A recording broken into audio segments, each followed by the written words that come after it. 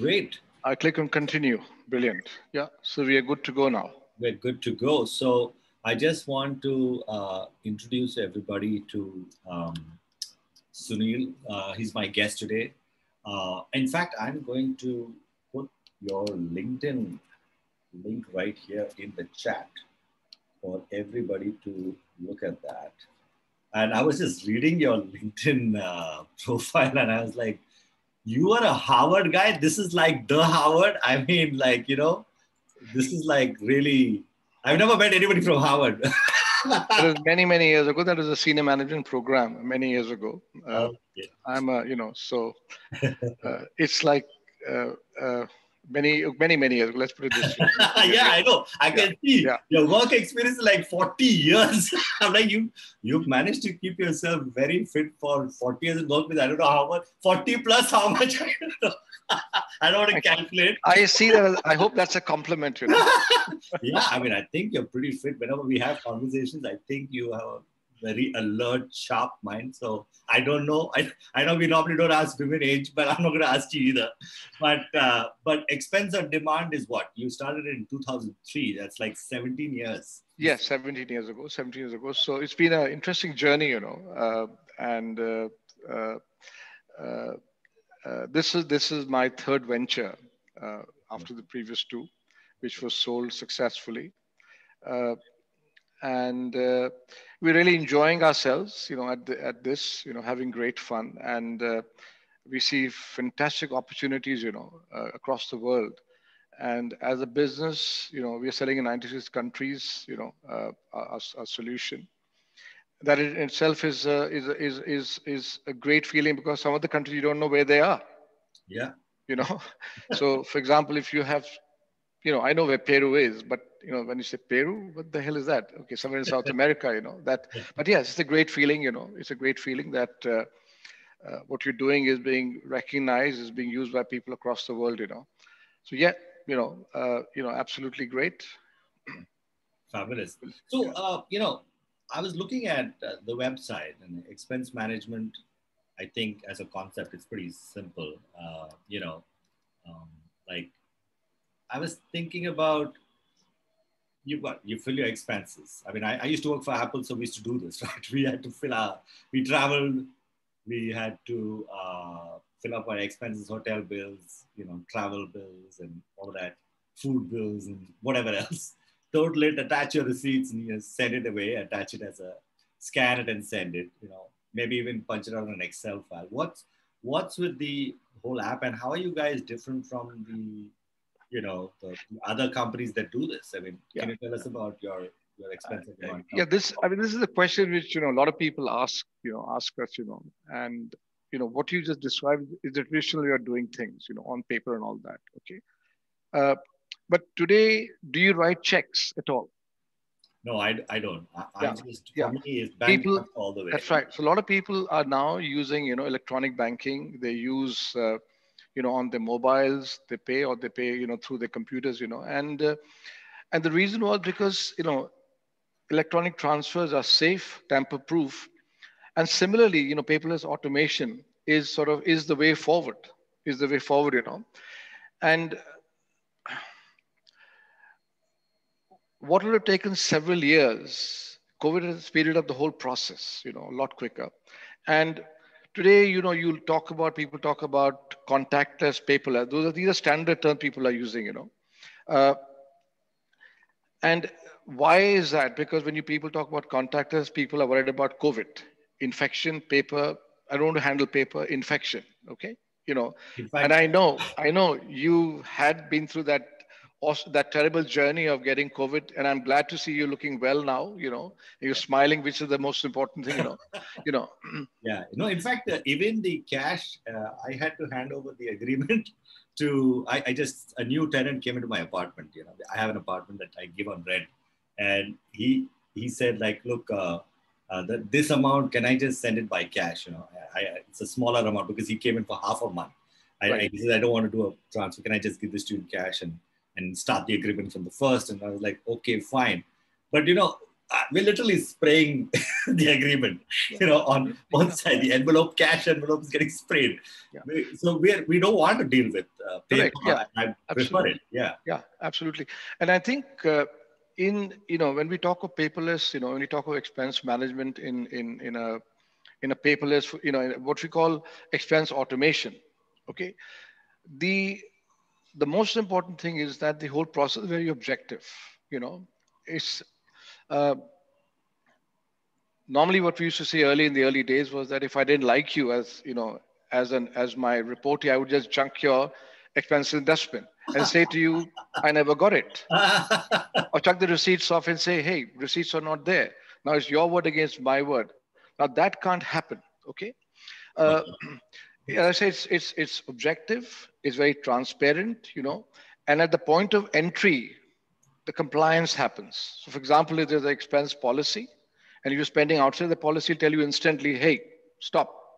Your outside policy, either you stop it or justify your expense, right? Now, and not only that, you see the receipts are digitized. They're permanently in the cloud and you can access them, 1 year, 2 year, 10 years, 15 years, 50 years, doesn't matter.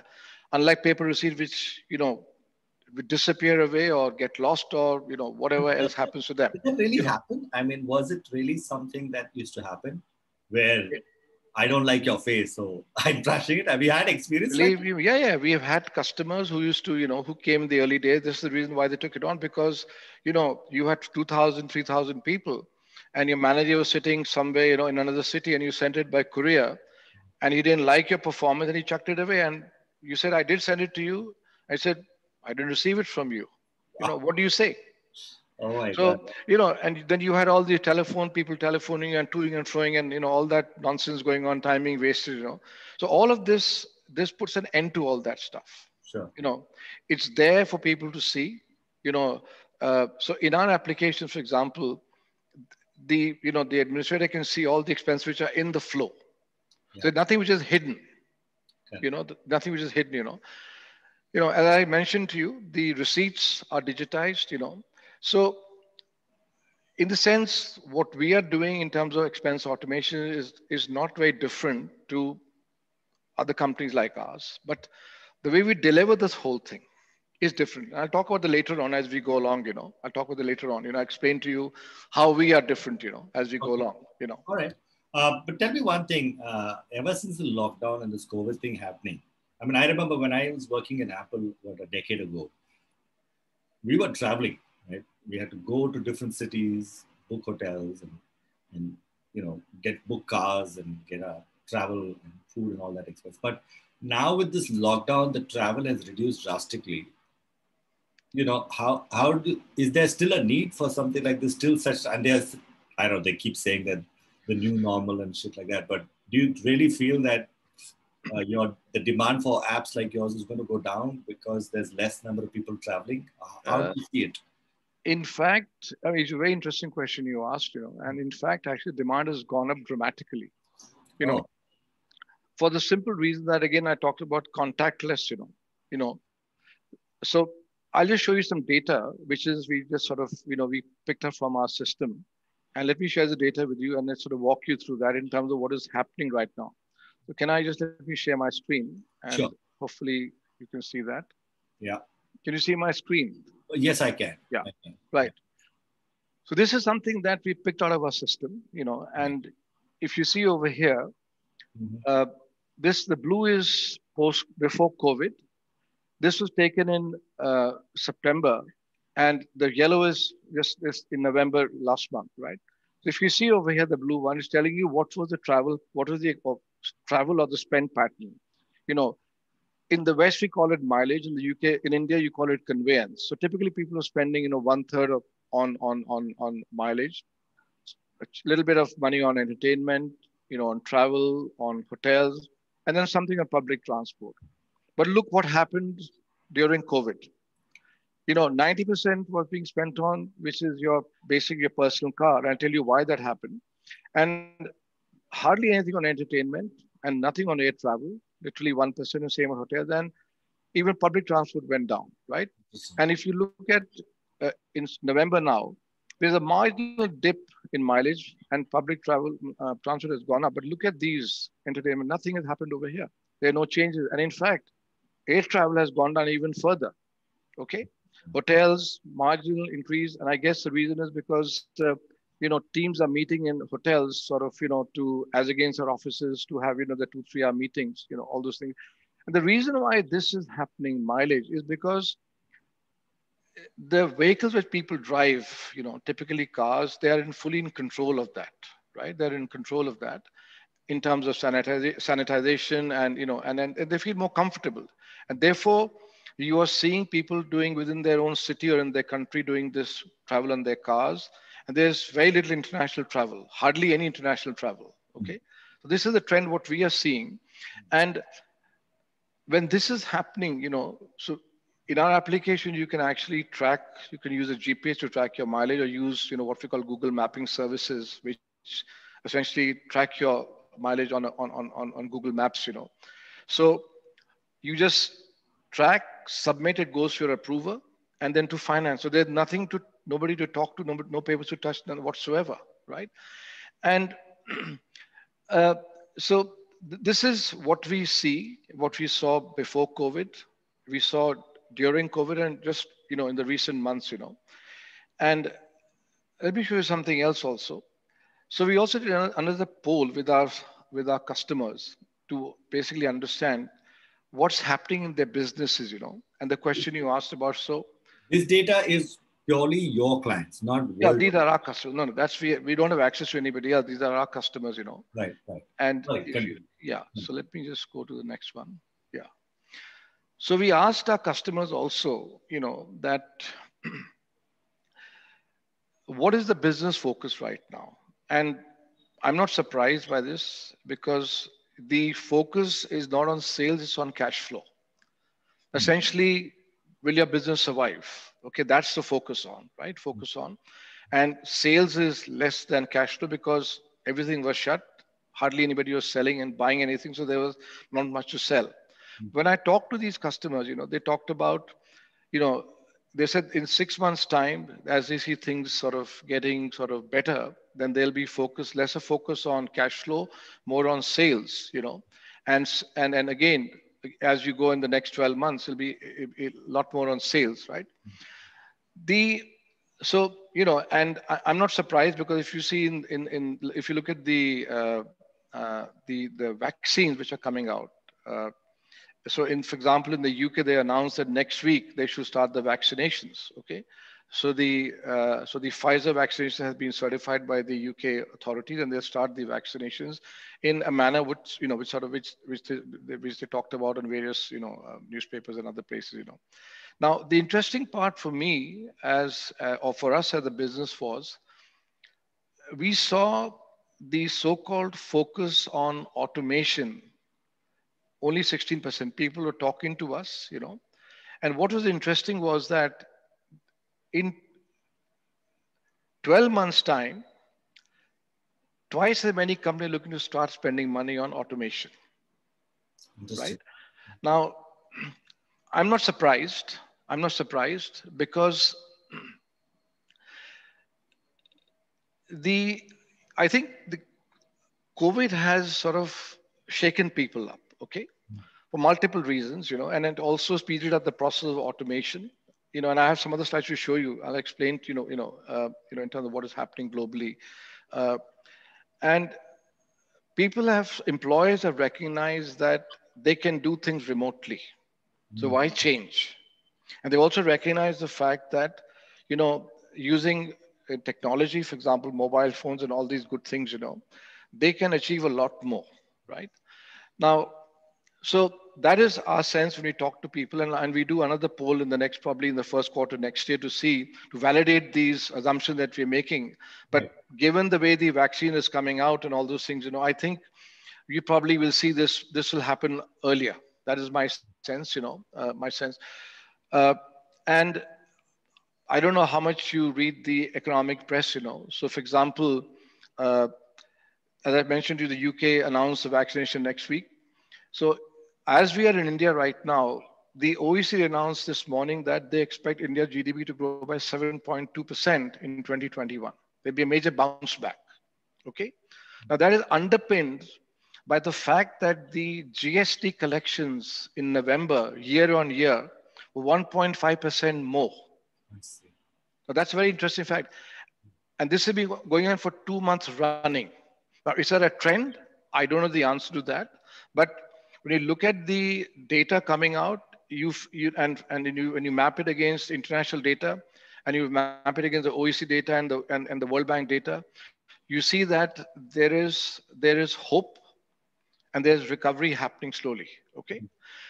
Now, so the question for us is that, okay, you ask, is this short term, is it long term? What's happening over here?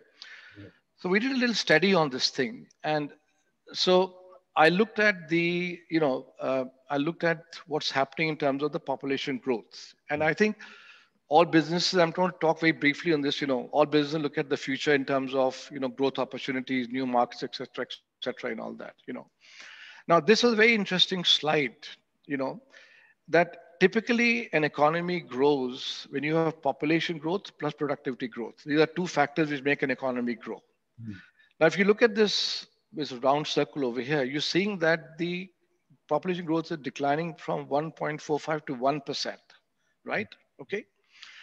And when I map this onto some of the data coming from the World Bank, from OECD and other places, and I was listening to this chap called Ruchir Sharma, who is he used to work for Morgan Stanley, and one of the top investors in the world and very well respected commentators. And what Ruchir said was that, so this is something that he put together, and which is something I put over here, this data over here. So he's talked about that every decade things are changing, right? So he said that in low-income countries, the expectation of growth in 2010 was 6 to 13%, and between 10 and 20, it was about 8 to 10%. But in the next decade, they're looking at 5% in low-income countries, which means even India. Okay, so if you have a low population growth and you have these kind of headline numbers for GDP, the only choice you have is productivity. Interesting. Which means automation. So essentially what you're doing is that your focus is on the frontline salespeople and less on the back office people.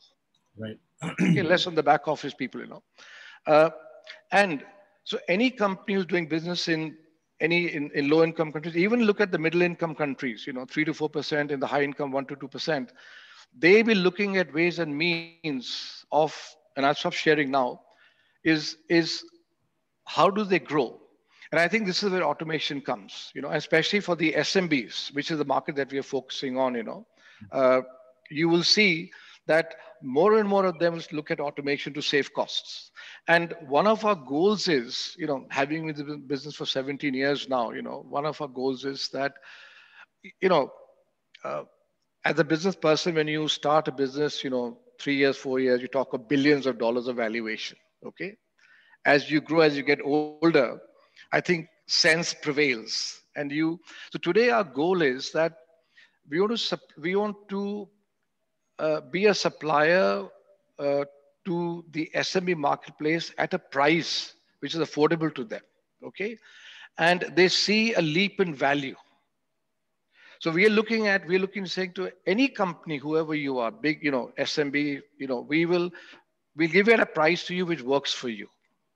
Okay. And again, I'll talk to you, more about in terms of how are we different, because that's a question you asked me, so this is how I see the economic environment, where we are, where we see things happening in the future, and how we are sort of kind of positioned ourselves to take advantage of the opportunity. Rishi, back to you. So you're saying you try to look at cost, right? Yeah. Now, in terms of keeping it price sensitive and affordable for people, how easy or complicated is it to use your system? I mean, how are you guys taking care of that interface? Can you That's a damn good question you asked, because our focus has been on simplicity, and I set the target for that team that we should make it as easy as Amazon shopping. Boom, boom, boom, you do that, right? So what we have done is that we have a 30-day free trial. You can onboard in under 5 minutes and try the application. Okay. So there's a word I have coined, the fear of automation. Okay. When you talk to people and they say automation, oh shit, man, this is too complicated for me. We made it so simple. Yeah. And the way we are selling it is like the way Amazon sells it globally. Download the application, 5 minutes, off you go, get your claims on the phones, and you start using the application. That's it. And what we have done, we have put videos everywhere in the application to help you configure the system, all that. So you and so and so I would should not say that it's been made for a 5-year-old kid because they are smarter than us these days. It's been made for a 60-year-old person now. Correct. If they can use it, Yeah. then the 5-year kid is very easy for that person. Sure. Okay, so as I said, the way we build the application, it is download the app, it takes literally 5 minutes to onboard, and literally off you go, start the application, and every function has a video over there. You click on that. The videos are typically between 2 and 4 minutes. Some exceptions are there, like credit cards, which are 8 minutes, and you can configure the application yourself. There's no cost to integrate for implementation. And for example, for India, we price it 35 rupees per user per month for the starter pack. That's it. Yeah, that's it. US $1, Europe €1, UK £1. Now, somebody said that's chicken shit. So tell me one thing. I mean, I'm just thinking, okay, I might be having my own views about this, but as I told you, a couple of weeks back, I got COVID myself, and I've just come out of it, and I'm doing pretty good. In fact, we had to reschedule this webinar because of that. Right. What is it possible that people might just say, "Abhi paperless, kya zarurat hai? Haath milega, pakdega." It doesn't matter. Like the whole idea of touch and all of that. Yeah. What is your take on the fact that once this lockdown eases off, people will go back to this? I mean, anyway, you're charging per month $15 or $30. $35, yeah. I don't see that happening, and I tell you not because that's wishful thinking. I think if I gave you the example of the checks, okay, have you gone back to writing checks? No. You haven't done that. Okay, that's the starting point. Again, if you look at the data globally, for example, in India, every month they are hitting a new high in terms of digital payments. They have multiple applications. You have now, they had an application called PhonePe. There is Paytm. There's now Google Pay. There is WhatsApp Pay. Amazon Pay. All these, and these, especially these people like Google. So India is one interesting market where the payment industry is the most evolved. Okay, and the phone is a device of choice going forward. Okay, and I think once you sense the ease of doing everything on the phone, I don't think there's going back. And apart from that, and I talked about the economics and all that stuff, but I think the more important thing is the cost of handling paper is about $350 rupees in India per claim. Really, you managed to compute the variables and so in terms of the physical paper, the postage, the handling, the time being spent, and all that, the checking and all that stuff. In India, in the UK, it's about £37 per claim. In the US, it's a lot more than that. Other countries, so economically, this does not make sense. And the important point, I think, is that the customers we talk to, they're saying, look, hey, this is the back office process. It needs to run in the background quietly. You talk to a CEO, he says, I'm going to see my sales guys. I don't want to waste my time talking about expenses not being paid. I would be talking to him about, hey guys, where are your sales targets? What's been happening on that? Let's talk of higher sales. If you've got customers who've been there with us the last 12 years in India, and some of these guys are sort of visionaries because the time they bought our application, I said, wow, man, but you see those companies today, they started at 200 people. Now they are 5,000 people companies. So I don't see, people going back. In fact, I see more and more people. The reasons I explained to you earlier, Yeah. you know, uh, uh, taking this up, using, expense automation. I mean, again, if you look at Salesforce automation, for example, Yeah. have people gone back? More and more people are looking at that ways and means of how can you get that extra ounce from your salespeople? Yes. Similarly, how can you save that? How can you make sure that you're compliant? You know, No, I hear you. I think what you're saying makes sense. I agree. I agree with what you're saying. So it's been an interesting conversation, and I'd like to now just check with the audience if they have questions. And while they're going ahead, guys, in case you want to ask any questions, there is a Q&A box. Just go ahead and type in your question. Anything that Sunil spoke about, or you want to talk about expense automation in general, this would be a good opportunity to come and ask your questions. But in the meantime, while they're typing in the questions, if some of them want to actually try out this yeah. app, I'll come back to it in a minute, but let me do a couple of good yeah, quick points over here. sure. In terms of, so I see two things happening. You Okay. know, I see companies who embrace digital. Mhm. That's where the success is going to be. Okay, and I think also this is the time when a lot of companies have to reimagine the business models in terms of automation at various levels. And especially in processes which are not adding any value. I see that happening, and therefore I see automation becoming a mainstay, and essentially even a board level discussion item. Lots of things.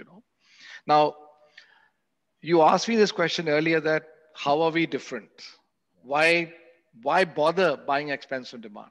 Okay, that's so let me answer that question, and I'm sure people will have some question answer. We love to answer those questions and come back to you in terms of how people can use. Yeah.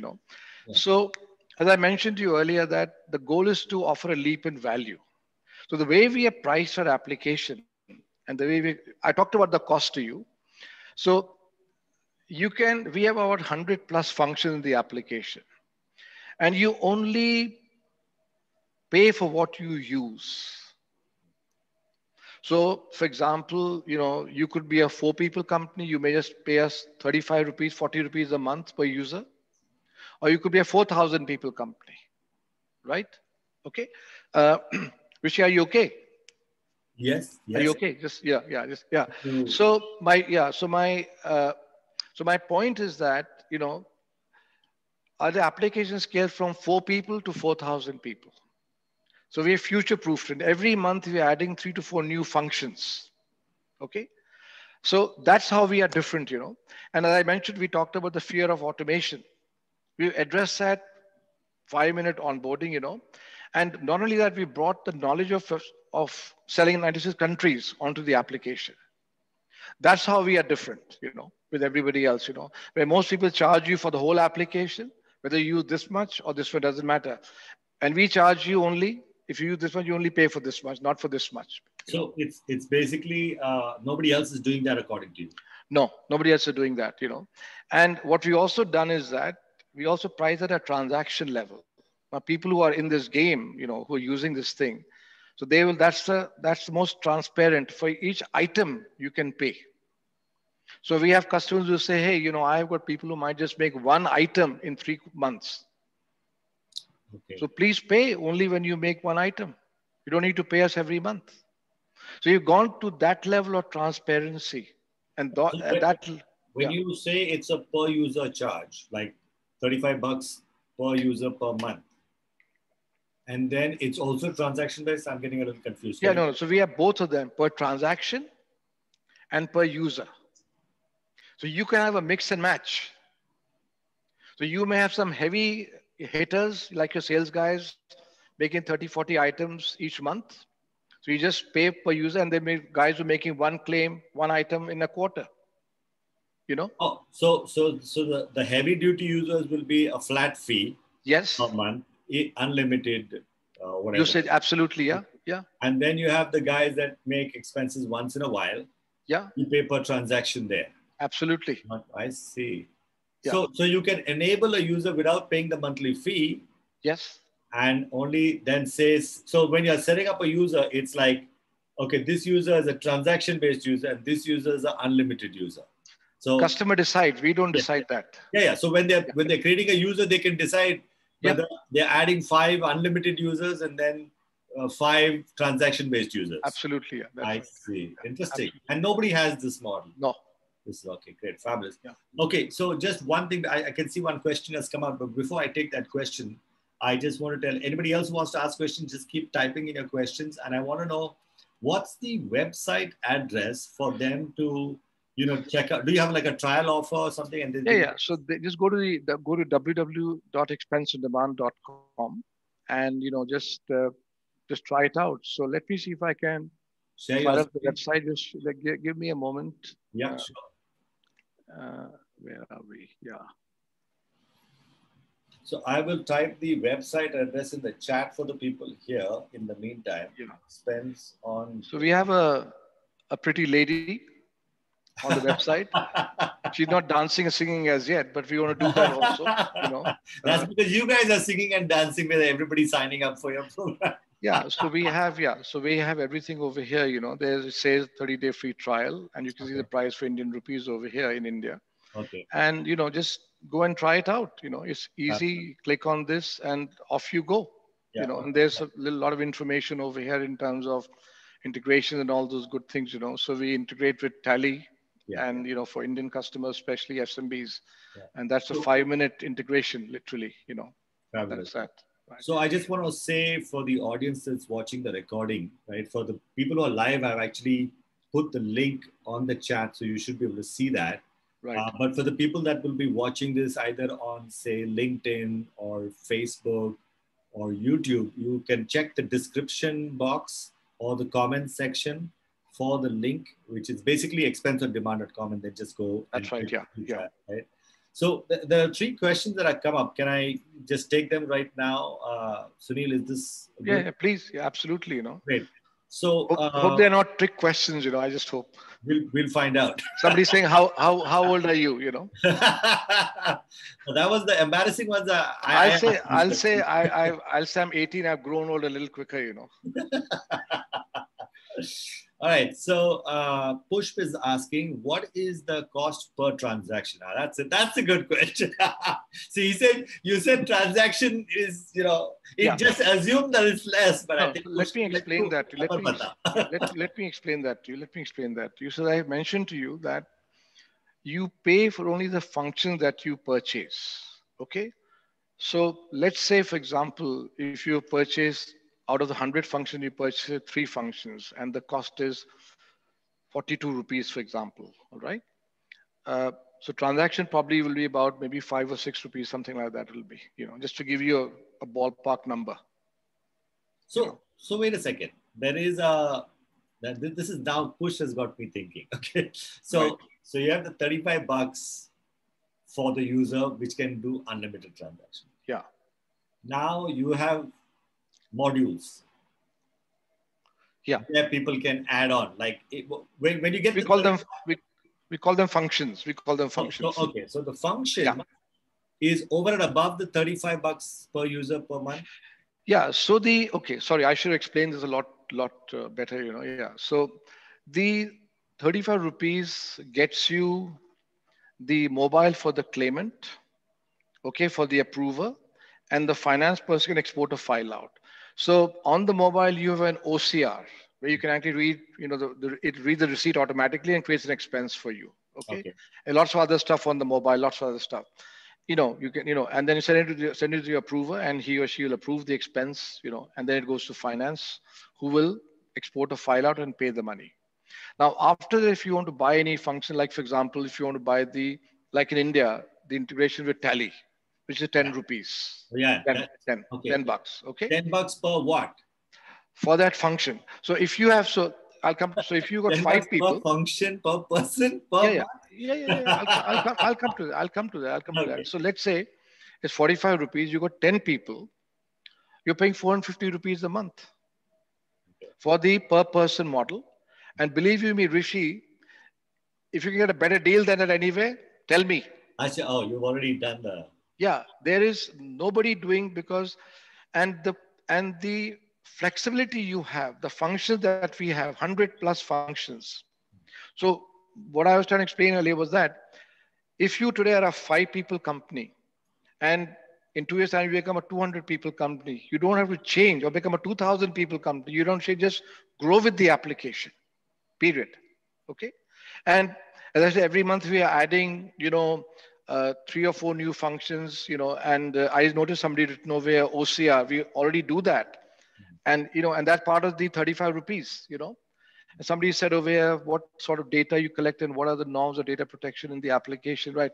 So, uh, so as we are a UK company, we are GDPR compliant, which is like a real bummer in the sense it puts a lot of, constraints, restrictions on us, in terms of compliance and all those things. And every year we have to do an audit of the application. We've got to register ourselves with the Information Commission in the UK, all those things. Uh, and there is if you see on our website, there's a whole GDPR thing, what we do and all those things, all that stuff we do. But that comes with $35, you know. So our data is located. So we work with the likes of Google Cloud, with Azure, with Dimension Data, and with who did I yeah AWS also. We work with all 4 of these people. There's all we have DR and all those good things, all that stuff. That comes for 35 rupees, huh? Okay. No, I get you. I mean, you've got everything in the cloud, obviously, and so $35 is cheap. And and this is people like accounting people. They are not IT staff. They can get it up and running. HR people can do it also. Okay. Does that answer your question? HR people can do it as a good enough benchmark to understand how simple it is. Absolutely. So, as I said, the application not made is, we know 5-year-old kids are smarter than you and me these days. Okay. They can do programming and white hat and all that good stuff. A 60-year-old person, they would struggle. And for them, this is the piece of cake. That's how we made the application. Okay. Great. So in terms of the second question, so I hopefully Pushp has got some idea. But Pushp, I think you should generally check out the app for yourself and then understand what is it really going to cost you. Yeah. I don't know Pushp's company, how many employees are there. I mean, he will have to probably want 30 days trial and Pushp dekh le. So there is a pricing is when you go into the application, there is a whole pricing thing you can check, decide whatever you want to purchase, gives you the full pricing over there. It's all very transparent, all that you can check it out exactly, So there's no, well, if and but you decide what you want to purchase. I'm not telling you what you should purchase. You decide. Pushp will give it a shot and he'll see what the deal is. Yeah. There's another question. And he's also said thanks for the answer. So I'm happy with the answer. Yeah. So Surbhi is asking, what information can the OCR read? You just read the question, but can you tell me, like, is there how good is it really? I mean, tell me the truth. I mean, I've been hearing OCR for the last 20 years. Yeah. So there are two. I heard OCR and so there are 2 things. I'll tell you. Yeah. I'd rather just type it in. Yeah, that's a choice you always have. But so there are 2 things over here. There's OCR, there's ICR, intelligent character reading. Right? So I'm going to throw some numbers at you, so you get a sense of what actually OCR can and cannot do. Okay. In India, there are 7,000 plus receipt formats. No, but if it is typed out, I understand. But if it is handwritten, it's out of the question. I get that. No, I'll come to that. Format should not matter, no? No, it'll matter. Depends where so for example, where your supplier name is, your date is, all those things are. So in the UK, there are only 7 formats. Okay. Now what we have done. How much is India, you said? More than 7,000 formats. Okay. There's no standardization at all. Right? Yeah. Okay. Similarly, when you go to Europe and all that, there are formats. But what we have done is you can actually train the OCR where you have used AI and machine learning and all those good things. You can train the OCR. You can drag and drop that thing. So this is where the supplier is for this invoice. This is where the amount is, where the date is. You can do all that stuff. And next time when the same bill comes or the invoice comes, it says, hey, I know this bill and this is what I will do. So So Surbi, you've got 7,000 potential formats to busy config. yeah, so for Can she example, make the effort and share it with you so that all other clients in India will also benefit from Surbi's hard work? yeah. So if you look at also, just to give you another example, you look at just the petrol bills. Yes, Every petrol has their own format. got it. I got it. But I'm saying, is your data protected with, like, say, if Surbi chooses to use your app, Yeah, okay, and she is busy taking the trouble to say, यार ये वाला petrol HP petrol pump का ये format है, correct. और HP Delhi का अलग format. Yeah. So she's busy going and bloody doing it because her महीना, people are submitting their expenses. Now, is this format template which is being trained, is that exportable if the customer chooses, so that the community at large can benefit from these seven, because you're saying it's 7,000 No, so formats. as I mentioned, Rishi, Huh, the system is being trained. So if Surbi does, for example, HP in Delhi, huh. and if it's the HP petrol pump, all the HP pumps will be accepted then automatically because it'll know that this is the But HP. that is for her company. No, not for Acha, for all your customers. Yes. Oh, so Survi, that's interesting. So if there are good Yeah. people like you and other people like you, you all will interchange and exchange your hard work amongst each other. This is like community.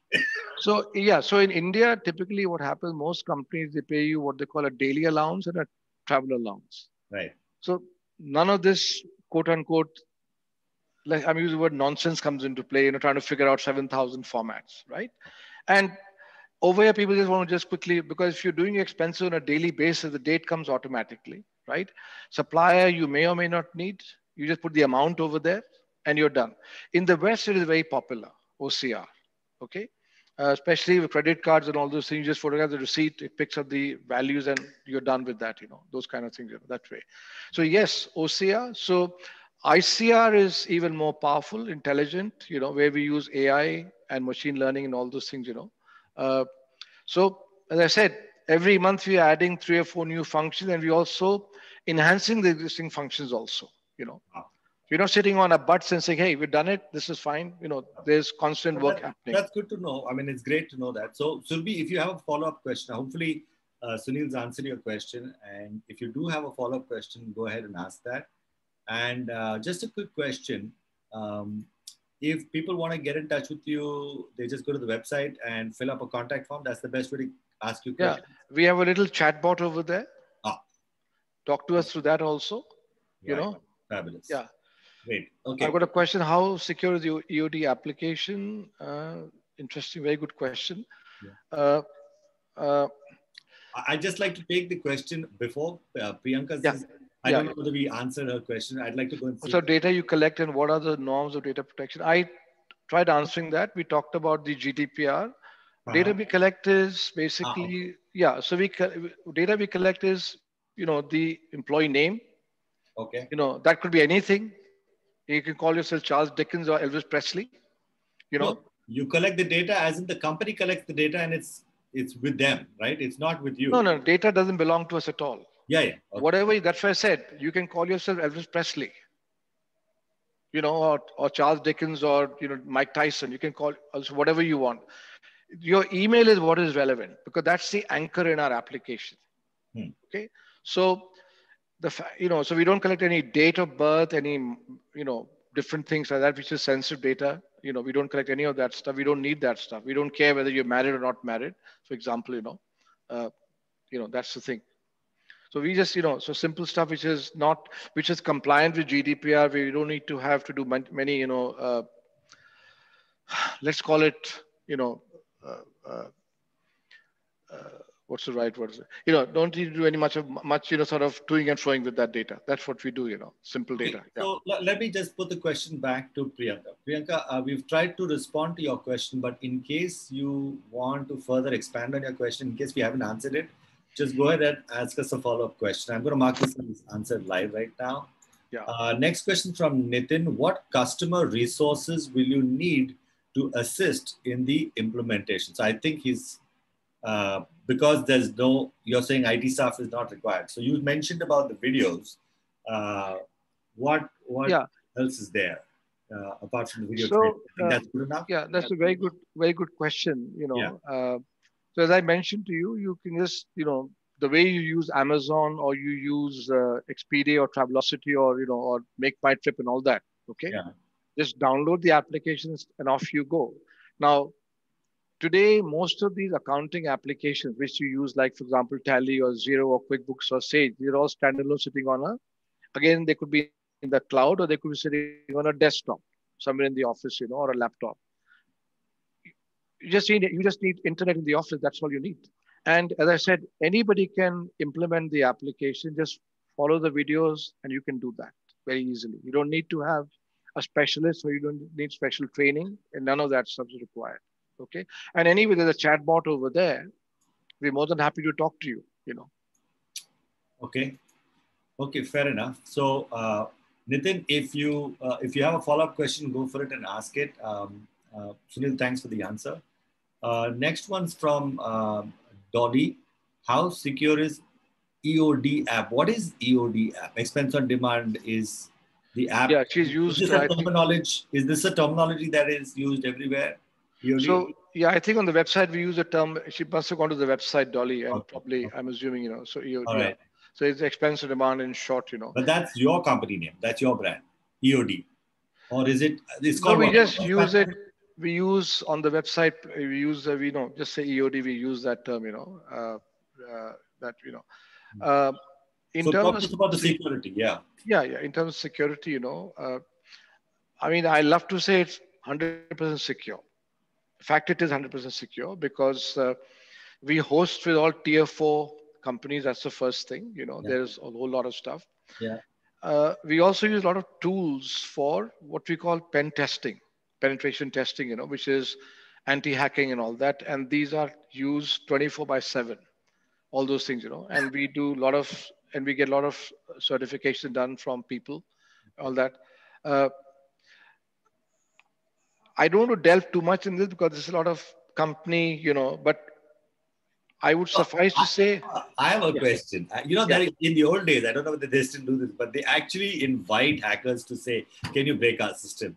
Like you said, you use tools, but have you even tried to go and say, "Hey, can you try and break our system?" Don't Yeah. So break it, yeah. but So can you yeah. try and break it? Yeah. Absolutely. You can use ethical hackers. You can Yeah, use, but then we use automation tools for that.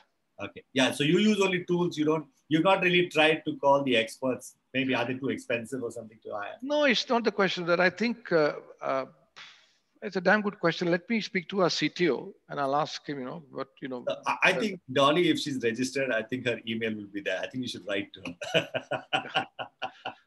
So let me mark that as answered. So then we have another question from Archana. If I am running 2 companies, do I need to purchase 2 expense on demand subscriptions? No, you don't need to. We have It's we per have a user anyway, right? Sorry? It's per user or per transaction anyway. No. So I think what she's saying is that normally a lot of people. So we have a lot of people have multiple companies, from accounting purpose and all that. They do all that stuff. Answer is no. We have functions to easily do all that stuff for you. Where you can actually have, you can, you're right, Rishi. They're employees. They are people, but the way you do your accounting, we handle all that stuff easily. You handle all that stuff. Okay.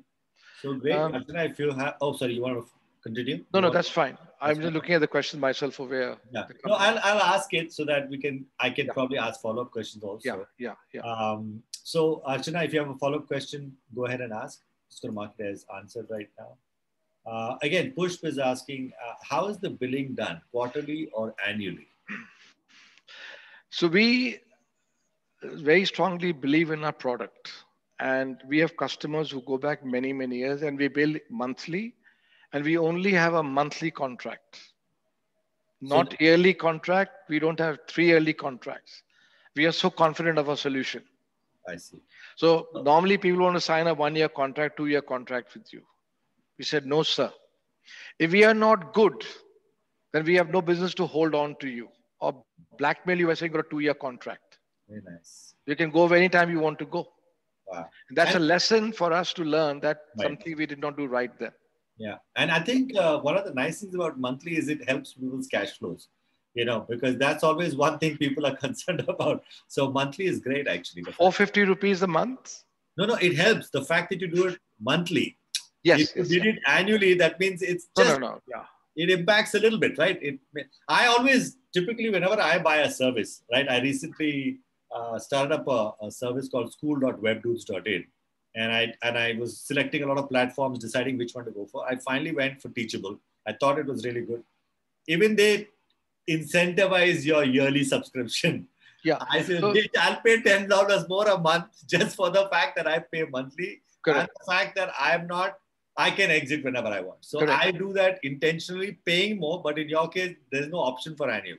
You don't incentivize the annual subscription. No, as I said, we believe, I think if you look at historically, excuse me, Yeah, a lot of companies will have a 1 year, 2 year, 3 year contract, right? yeah, And that was one of the ways of holding on to customers. yeah, Now, uh, and again, they would take the money upfront from you.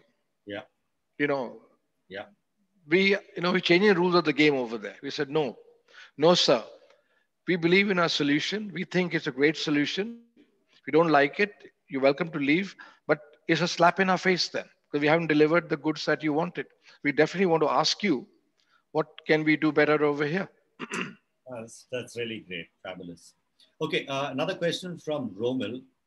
Expense on demand share receipts with other applications like Tally, QuickBooks. So you did mention there's a integration with Tally and Yeah, QuickBooks as well.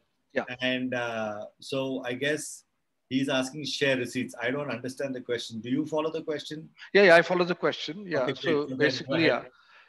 So Tally, unfortunately, is a 18th century application. Yeah, it's an 18th century application. You look at the application. So we will pass data, transaction data between our application and their application, but that's not real time. But there is you press a button. QuickBooks is more of a 21st century application where you can actually also send the receipts from our application into QuickBooks. Same thing for Sage or for Zero. That can all be done. And if you're using SAP and all those good things, Oracle and all that, you can actually use APIs and all that, all those things that. Yeah, so we can do all this stuff. This is kid stuff basically for us. This is kid stuff.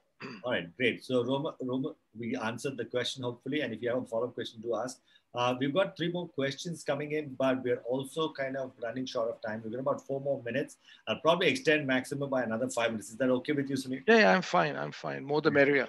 It's good to see that we have still about 30 people on the call. That's great.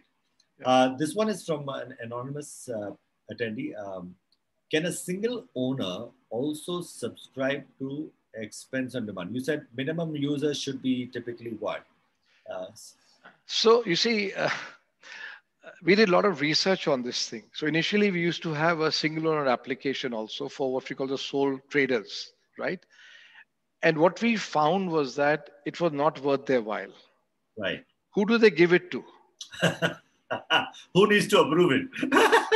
That was the real thing. Who needs to approve? But yes, you can use it. You can have three other proxy users. You can have those people, like your accountant could be a user also who could approve and do your accounts and all that. But the integration is maybe something attractive. Like you use an app that creates everything for you. It's paperless. And then even if it's for a single user, Yeah. it's a system. It's a system, and maybe like $35 a month is like a no-brainer. Yeah. So the motivation would be, the receipt and all that, digitized Right. and all that would be the Just using motivation. the features and getting high tech, basically. Yeah. That would be the motivation, yes. Correct. Yeah. All right. That's Fabulous. Great. Next question is, what is the maker and checker matrix? Oh, I don't even understand this question. I'm hoping you understand this question. The maker and checker matrix. So you're talking about maker is the claimant and the checker is the approver. That's interesting question. We can do one thing. We can actually open up Shyam's microphone and he can expand on this. No, I'll explain. I understand what maker and You got checker it? is. Okay. Yeah. Maker and checker is an Indian term. We use maker as the person who makes a claim, which is a claimant, and the checker is the person who checks. Okay. So Shyam, we have quite a sophisticated mechanism where you have the approver, what we call the first level, then you have the finance person at second level, But we also have got multiple approvals where you can have to 6 levels of approval. Okay. And Indians love complexity. We love complexity. If things are not complex, we can't go to bed, right? So for example, and this is especially made for India. So we have customers, for example, where the approval limit is 5,000 rupees, for example, and the claim is for 10,000 rupees. So it goes to somebody else also, what we call counter checking. Okay. And we also have what we call low level checkers, where you will have somebody who's maybe a flunky, in the office who checks everything is fine. That's the way they're used to doing things. But because of the automation, you don't need to do any of that stuff. But yes, you have a policy matrix, which says what we call levels of authority matrix, which says you can set all that up, different levels of, you can do all that stuff. We have all that stuff we have. That's why I said, you can be a 4 people company or a 4,000 people company. We can scale to all of those people, everything. Very interesting. Great. Yeah, I think Shyam has said correct. Yes, yeah. But that was initially when you had asked. Yeah. So great. So Shyam, if you have a follow-up question, go for it and ask that. The next one is from Archana. How does it help in detecting fraud expenses? Yes, this is a good question. Okay. So typically fraud happens is when you use the same receipt multiple times. Right. So what we do when you take a photograph of the receipt, we stamp it with the location, the date and the time. And when you click on that, it goes to Google Maps and tells the approver where the expense is actually incurred. So if I say to you, I'm in Bombay, I went to Bombay and the receipt was taken in Delhi. Okay, one is an exception, but if I do 10 on 10, then you say, hey, hold it. If you go to Bombay and this is on the mobile, why are you doing every expense in Delhi? So does it notify? No, so when the approver clicks on that thing or the finance person clicks on that, they'll see the receipt was taken in Delhi, although the bill is for Bombay. As I said, once is fine. But if 10 on 10 is in Delhi every time, then there's a question to be asked, what's happening over here? No, but my question is different. My question is, does the app automatically detect that? It can't, because we don't know where the expenses are incurred. So that is where, so if you're saying I head to Bombay, I stayed in a hotel over there, and the bill is for Bombay, for example, but it could be a friend's bill also. In India, everything works. Unfortunately, you can get boarding cards and all those things. You can get all that stuff made over here. And we have some amazing stories from Indian customers, what people get up to. So we have lots of things for fraud detecting. This is one of the things we have. We have expense policy compliance. We've got 10 different types of policies where, if you spend more than that, it'll track you and all those things, A lot of stuff we have in the application, lots of things. So when you're saying the app tracks the GPS coordinates when you're recording your expense. Yeah. So you're in Bombay and you're putting a Delhi bill. Yeah. The fact that you do that, is that information available to the accountant or the approver? Yes, it is. So it says, it will say something to the effect of this receipt. No. It'll give you the location where the photo was taken. Okay. So it says, it highlights it there. Yeah, all that. And you click on that, it goes to Google Maps. So you can see exactly where so if you say Starbucks near Taj Mahal Hotel, there better be a bloody Starbucks over there. When you click on that, you can see that over there. Oh yes, this expense is genuine, So people usually put their expense there and then, is it? Well, this is what a lot of customers have asked their employees to do. So I'll give you, there are stories I'll tell you where customers have told us that employees, printed receipts of hotels. Yeah. And they would write them up. And because of this anti-fraud, function, they can't do that anymore at all now. I see. The receipt has to be at the location where the expense was incurred. So a company can request you to say that if it is not in the same location, don't allow it to go through. Do you have some level of? Yeah. I see. No, we don't have that level. So what we have is that a receipt has to be added. We have those controls over there. I see. But we leave it on the approver to check. Okay. It's like the receipt is for $50 and you're charging $500. There's no way that we would know that. I see. Okay, great. So Archana, I hope we managed to respond to some part of your question, which is on fraud detection. But if you have a follow-up question, go ahead. We've already gone past 3 minutes. Let me see questions. I keep coming here. That's interesting. Yeah, I think your audience is super engaged, Sunil. I hope so. I've done them justice. I've given their money's worth. I think one question is triggering another one for other people. They I'll said, quickly "Oh, answer this one. There's somebody yes, else asked. yes." Is So, there any offline Anjali support? is asking, is there any offline support on mobile app if network goes off for some during expense submission? Wow, interesting. Yeah. So, I mean, there is no point having a mobile application if you don't have offline support. So you can create expenses offline. I'm sitting on the plane and I got 20 items, just keep on clicking, adding the expenses. And the minute I hit, you know, the ground, get the network, they get submitted instantly. We have all that stuff. Can I Okay. manage? Karan is asking, can I manage the expenditures done by my employees through the company's credit card? Yes, we got a beautiful function for that where you can import the transactions and all that, and it informs, send an email to all the employee claimants, uploads their mobile phone, all the transaction. They can quickly, within 2 seconds, link the receipt to the transaction. Literally, it's a very elegant function. I Okay. mean, I love to boast about, but it is a very elegant function. I think the more important question that I would ask is how expensive is it, that function?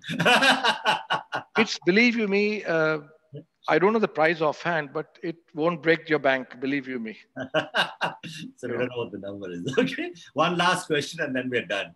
Okay. Nitin's question is, are out of policy expenses automatically flagged? Yes. Yeah, this I understand. Yeah.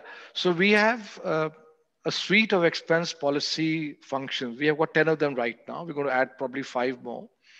And it covers every imaginable idea with any company wants, any company may have. So, for example, you might say, look, you can only spend 1,000 rupees in a hotel, okay, or on a meal. It'll cover track that. If you say you can spend in a day only so much amount of money, it'll track that. If you say your daily expense for this should be so much, it'll track all those things. Duplicates, it tracks, it it does a whole lot of wonderful things. I can just say that to you. Fabulous. It does all that, all those things. Yeah. No, but this has been a real interesting conversation. I think a lot of people, we're still at 28 attendees. I'm blown away. I normally get a lot of drops post the 1 hour, but the audience has been really, really clued on and glued on and asking great questions. That was one thing I was wondering whether they would, but I'm so happy they did ask this question. So, Sunil, thank you so much for your time. And I guys, go check it out and try out expenseondemand.com and get in touch with Sunil through his chatbot. And I've also posted the LinkedIn profile so you can connect with him on LinkedIn as well. Yeah, Sunil, it was great talking to you, Rishi. Thank you very much, and thank everybody else who's been, who's keep us entertained so well in terms of asking those great questions. And I really appreciate your time and and then everything else that you've done. Brilliant. Thank you very much once again for your time. Thanks a lot, Thank Rishi. you and bye Thanks, everybody. everybody. Bye Have a bye. great evening. See Thank you. you. Bye bye.